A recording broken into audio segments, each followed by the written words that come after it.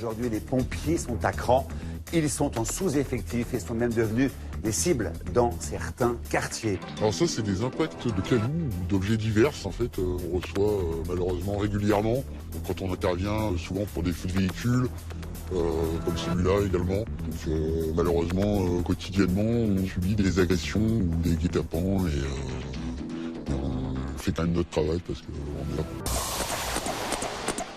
Engagés en première ligne, les pompiers sont aussi devenus des cibles. Agressions, conditions de travail difficiles, manque de moyens. Quand les pompiers ont le blues, c'est une enquête signée Jessica Rapiz et David Nio. Il règne un certain malaise dans les rangs des sapeurs-pompiers. Ces 10 dernières années, le nombre d'interventions a augmenté de 20%, alors que les effectifs, eux, diminuent. Pire, les secouristes sont parfois victimes d'agressions. En 2017, les autorités en ont dénombré 2800. Et leurs conditions de travail semblent se dégrader. Alors que se passe-t-il dans les casernes françaises? Les sapeurs-pompiers sont-ils à bout? À Lyon, malgré leur devoir de réserve, des sapeurs-pompiers ont accepté de nous en parler à visage masqué. Le caillassage fait partie de leur quotidien. Pour preuve, les stigmates des agressions sur leur véhicule.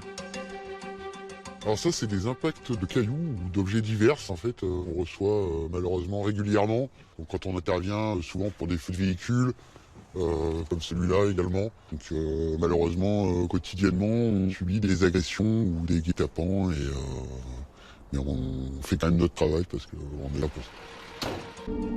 Retour à Lyon. Le 5 novembre dernier, près de 500 soldats du feu étaient dans la rue pour montrer leur mécontentement. Une manifestation rare et spectaculaire.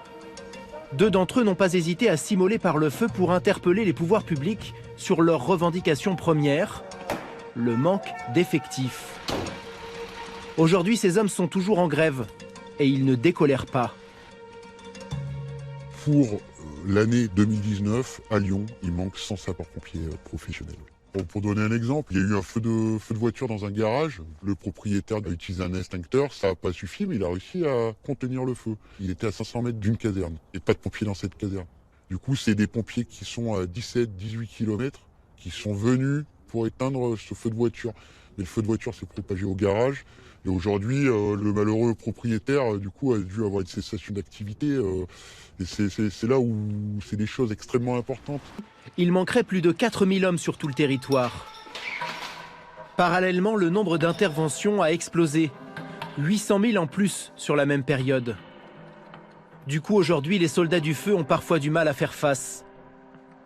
Nous, on est le palliatif de tous les autres services publics. Que ce soit la police, lorsqu'on fait une évasion au public, c'est nous qui allons, parce qu'ils n'ont pas d'effectifs. Les médecins qui ne prennent plus de garde de week-end. Dès que c'est de la bobologie, les gens se tournent soit vers les urgences, soit vers les sapeurs-pompiers. Alors que maintenant, avec les effectifs que nous avons et puis la multiplicité de nos interventions, c'est plus possible. Fin décembre, à Lyon, la direction départementale a annoncé le recrutement de 50 pompiers professionnels sur les 5 années à venir.